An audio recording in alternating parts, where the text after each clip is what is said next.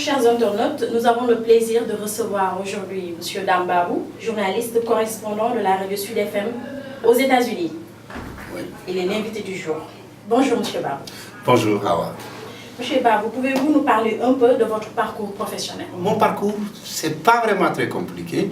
Quand j'ai quitté le Sénégal pour aller à New York, c'était pas pour faire du journalisme. Mais je l'avais déjà fait au niveau politique. Je participais à une rédaction d'un journal politique qui s'appelait Réumi. Beaucoup de gens ne le savaient pas. C'était d'abord le SIGI du RND de Cheikh Anta Diop. Ensuite, quand Léopold Sédar Senghor a interdit SIGI à cause du deuxième G, nous l'avons transformé pour l'appeler Taxawu.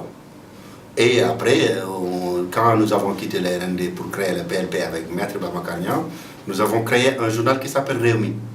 Et moi, j'étais le chef de desk politique de ce journal, qui a eu une vie très courte. Ensuite, quand je suis allé aux États-Unis, comme je travaillais déjà avec ceux qui ont créé le groupe Sud Communication, c'était Sud Magazine, un journal mensuel, j'ai commencé à travailler avec eux, à faire des reportages sur les Sénégalais qui sont sur place, une série, je crois, peut-être d'une centaine d'articles depuis, et à la création de Sud FM.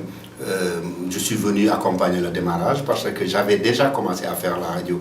Nous avons été les premiers Sénégalais à avoir une radio privée, à avoir une émission privée dans l'histoire du pays. C'est pour ça qu'on était venu accompagner.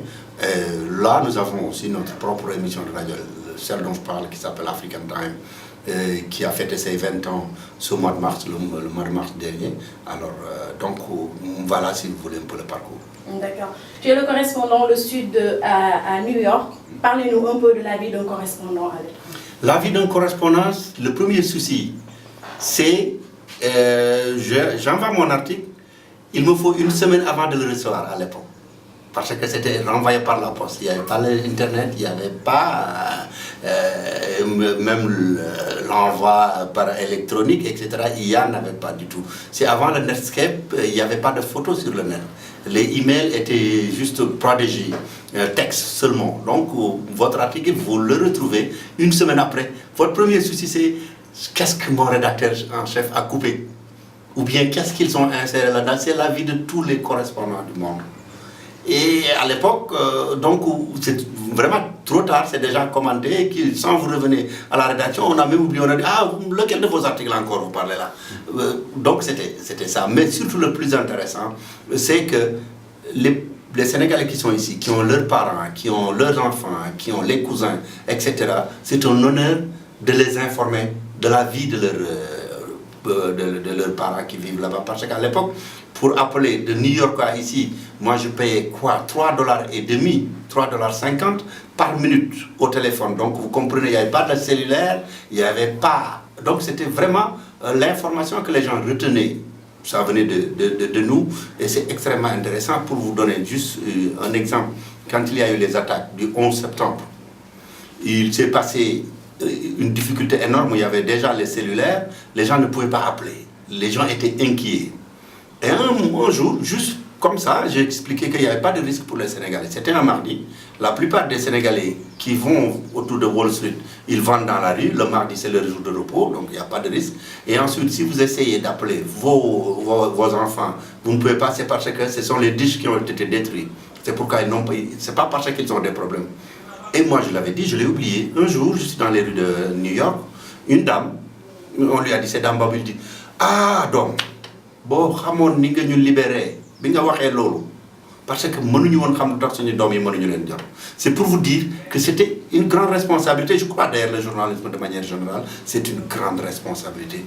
Quand vous parlez, vous ne vous rendez pas compte que c'est la vie des gens qui est en jeu. C'est la vie des mères de famille, des pères de famille qui peut être détruite à cause d'une petite phrase ou quelque chose comme ça. À l'époque, il y avait un homme politique qui avait fait une déclaration pour dire le gouvernement n'a rien fait, on s'inquiète de la vie des Sénégalais. J'ai dit, mais si vous êtes un responsable, vous dites ça à la vieille dame qui ne peut pas parler à son fils, vous augmentez la pression sur elle. Si vous n'êtes pas sûr qu'il y a un Sénégalais qui a un problème, il ne faut pas l'évoquer. Donc la vie d'un correspondant, c'est d'abord la responsabilité.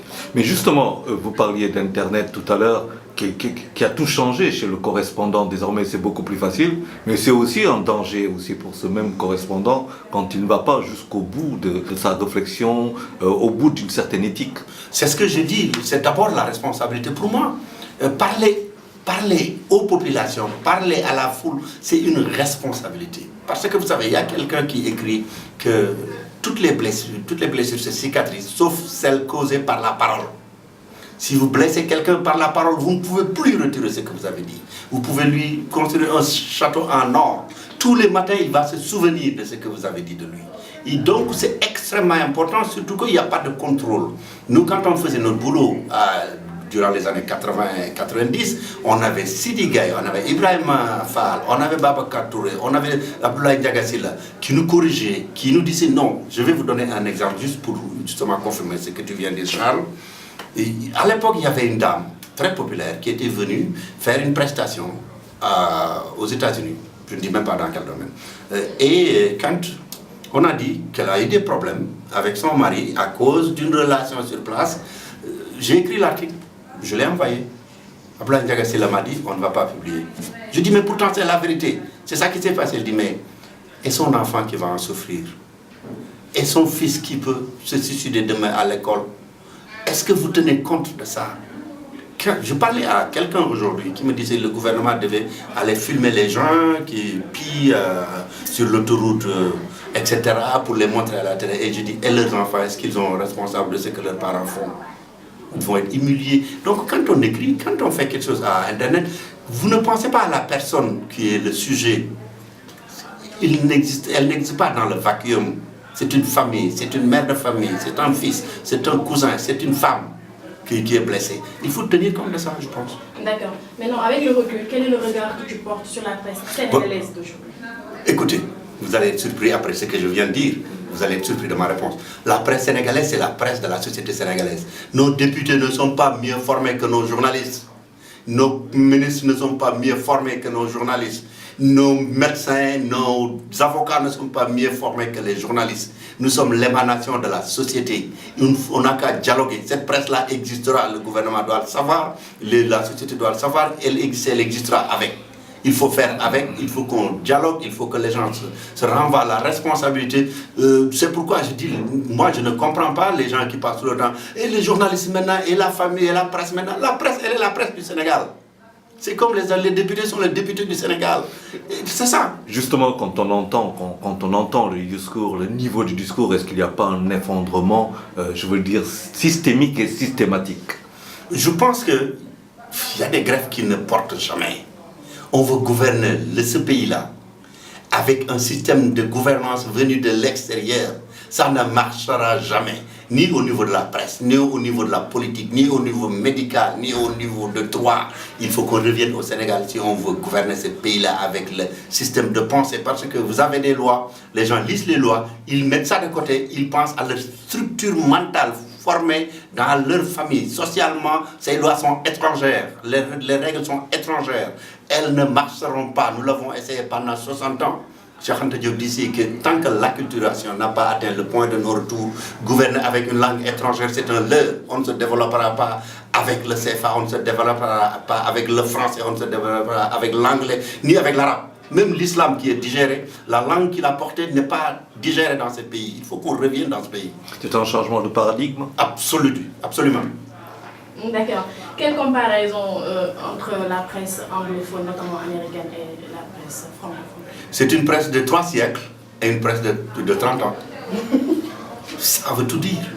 Une personne qui a vécu 3 siècles a beaucoup plus d'expérience. Ils ne sont pas plus intelligents que nous. Ils sont mieux formés que nous parce qu'ils sont des structures qui ont commis des erreurs pendant 30 ans. Ce que beaucoup de gens ne savent pas, Pulitzer, qui est maintenant le Dieu, le nom qui est presque assimilé à un Dieu, Pulitzer a fait déclencher des guerres à cause de l'irresponsabilité et c'était la base, c'était la concurrence. C'est à un moment donné qu'il a dit non, ça ne peut pas continuer. Ce pays-là ne nous a pas été légué par nos parents, il nous a été confié par nos enfants. Et quand on rendra ce bien-là à nos enfants, il doit être un bien précieux. C'est pourquoi il est revenu pour imposer des règles déontologique que maintenant tout le monde jure par Pulitzer. Donc la presse sénégalaise, c'est une presse de 30 ans, la presse américaine, c'est une presse de 3 siècles. Est-ce que la presse sénégalaise ne commet pas l'erreur de penser qu'elle est un État dans un État? Bon, vous voyez, quand quelqu'un a un pouvoir, on le lui refuse. Tous les matins, il rappelle qu'il a ce pouvoir. La presse a un pouvoir. Les animateurs ont des pouvoirs, les députés ont un pouvoir, le président de la République a un pouvoir. Chacun doit savoir vivre avec l'autre et son pouvoir. Tant qu'on ne l'acceptera pas, chacun prouvera son pouvoir. Et vous avez dit bien dans les cours de l'école, hein, les gens parfois, quand ils se battent contre vous, ce n'est pas à cause de vous. Ils n'ont rien contre vous, ils veulent montrer aux autres qu'après vous, après lui, c'est vous. Donc il faut que les gens acceptent que cette presse-là existe. Il faut qu'on négocie. Il y a un grand leader mouride qui disait en Wolof, l'espace qui est Sénégal, un bien qu'on ne peut pas partager, il faut négocier sa gestion. L'espace que constitue les 192 000 km² du Sénégal, on va l'occuper ensemble. Et la presse y compris, il faut qu'on accepte. C'est un besoin existentiel ici. Exactement, il faut qu'on accepte. Mot de la fin. Mot de la fin, dans une société, chacun a un rôle. Aucun rôle ne peut être éliminé si on veut que cette société-là soit vivable. On n'a qu'à négocier l'occupation de notre espace. Chers internautes, je vous rappelle que nous avions comme invité Dame Babou, journaliste et correspondant du groupe Sud Communication. Merci.